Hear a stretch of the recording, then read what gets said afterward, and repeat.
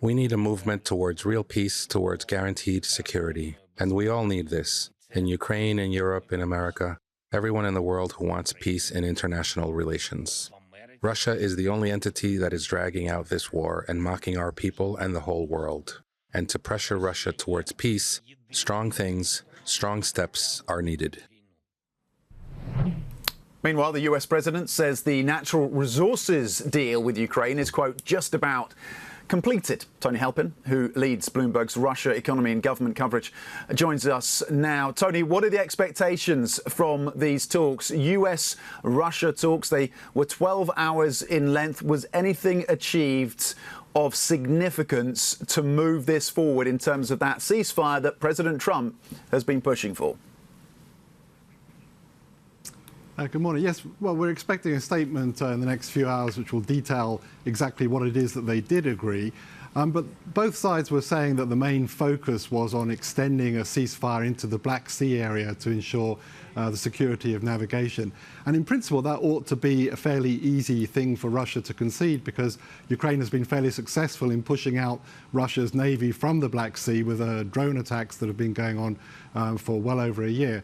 So more interesting will be the detail and the extent of agreement on the existing truce on energy infrastructure, for example, how that might be monitored, how breaches of that truce deal may be spotted and punished, and whether or not they can agree to further extend the truce into other areas that would require verification and agreement.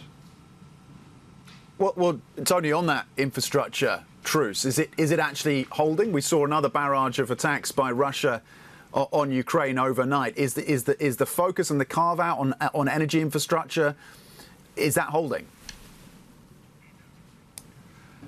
Yes, and that's one of the issues of contention. I mean, Russia is interpreting this agreement very strictly as limiting itself to strikes against energy objects, power stations and electricity infrastructure and the like.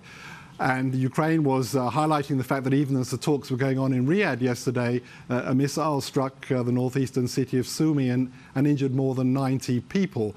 So Ukraine has said very plainly that they're in favor of an unconditional ceasefire for this period of 30 days and not strictly limited to infrastructure.